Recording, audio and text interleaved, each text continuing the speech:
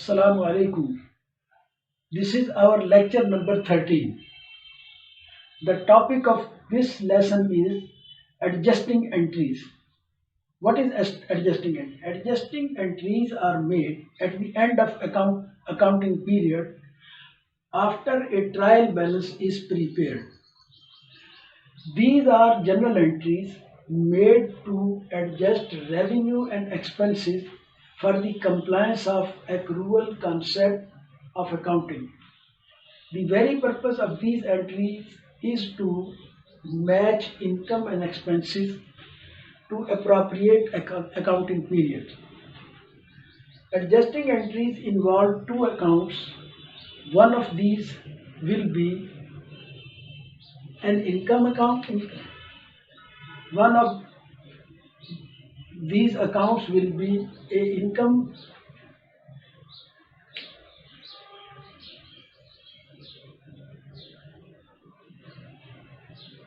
One of these accounts will be an income statement account and the second account will be a balance sheet account.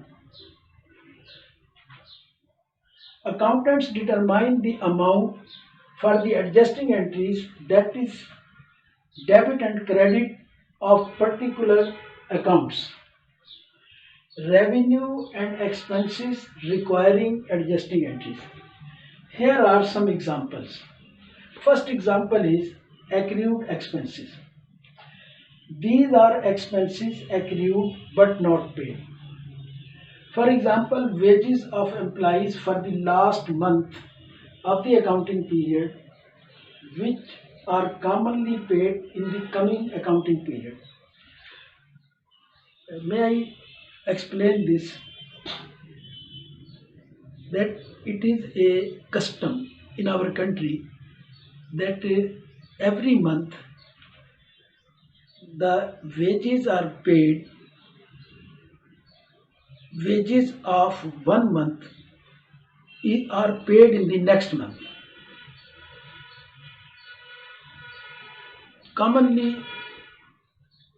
after 5 days, 7 days, in some cases 10 days, the wages of January are paid on 7th February and the wages of November are paid in 7th December and wages of December are paid on 7th January. Suppose the accounting period closes on 31st December. These wages should be within the accounting period, must be paid up to 31st December. But when these are paid on 7th January, it means the last accounting period's wages are paid in the next accounting period. So adjusting entry is required to add those wages in the particular or relevant period. I am giving you an example on the next board. The adjusting entry will be wages expenses and credit wages payable. Suppose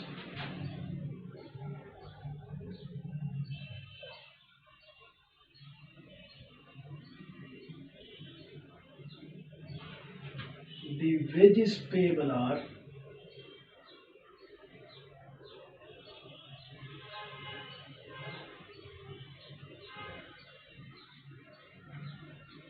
wages accrued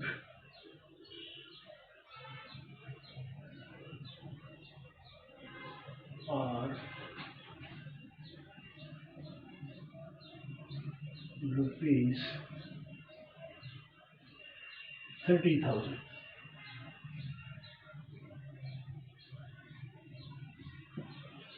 The entry is December 31st, wages expenses debit, and wages payable credit. This is the general entry, but you can say rupees 30,000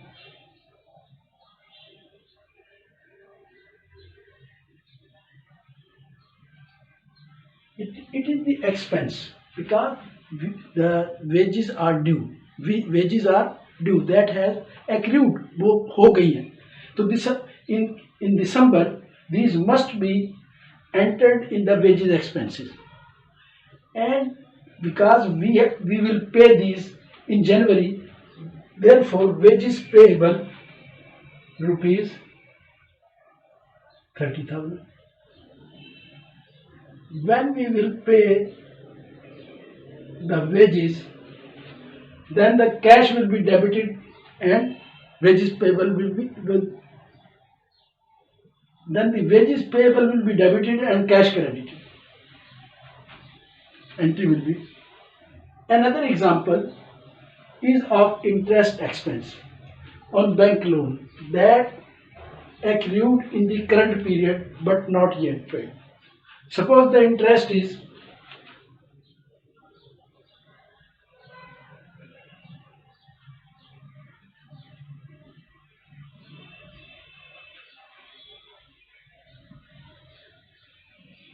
rupees 5,000.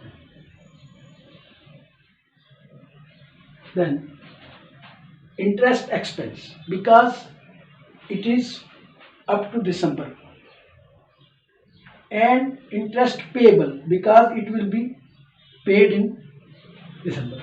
So we will made an entry of rupees 5,000 in the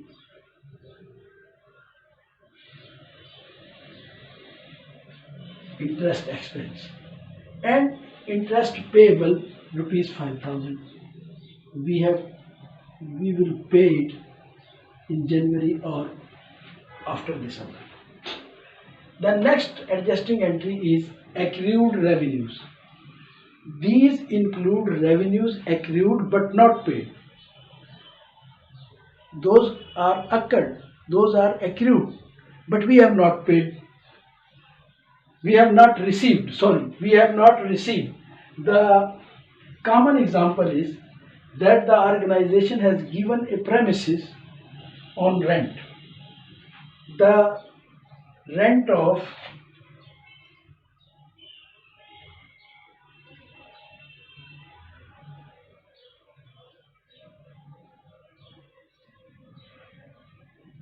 December is accrued but will be received in January of next accounting period.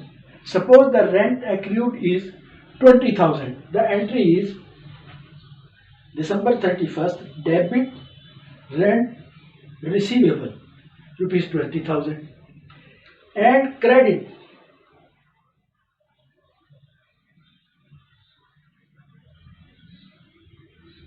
rent income, because income has occurred.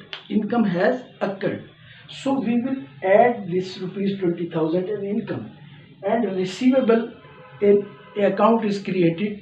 When it will be received, it will be cash debit and rent receivable credit. The third example of adjusting entries is unearned revenue. What is unearned revenue?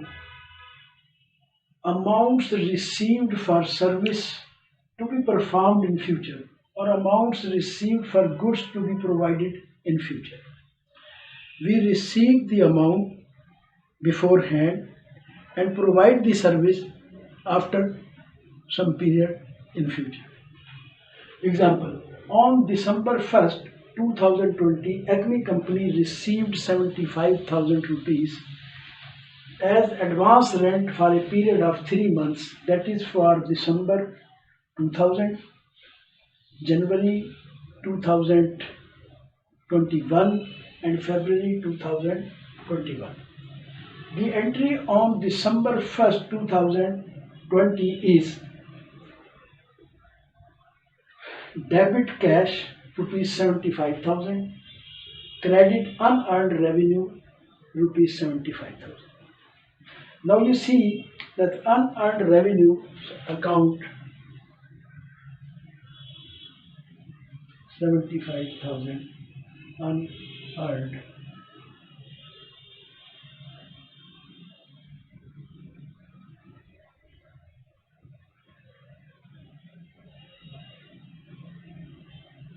Revenue.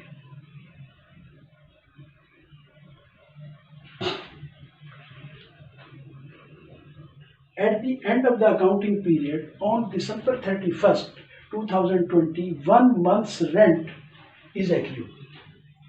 This is an income for the accounting period ending on December 31st, 2020. So, to recognize this income, the entry is debit unearned revenue 25,000, the 1/3 of 75,000, and credit rent income. Rent income will go in the income account, and unearned, this is 25,000. Now you see that the remaining amount in this account is 50,000, which will be recognized as income in 25,000 in January and 25,000 in February 2021. Next adjusting entry is closing stock. Closing stock is an opening stock in the next accounting period. In the current period, it reduces the purchases.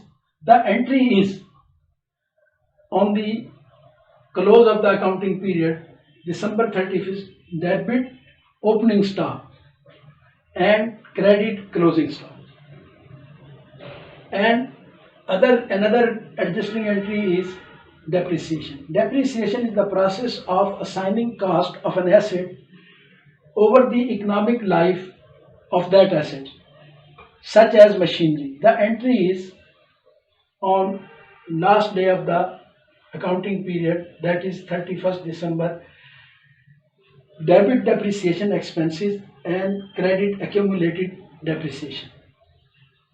Again, in next adjusting entry is prepaid expenses. Prepaid expenses are those assets that are paid for in advance. Such assets are gradually used up during many accounting periods. Example, prepaid expenses. Uzair Industries purchased an insurance for a period of 5 years at a cost of rupees 50,000 on January 1st, 2020.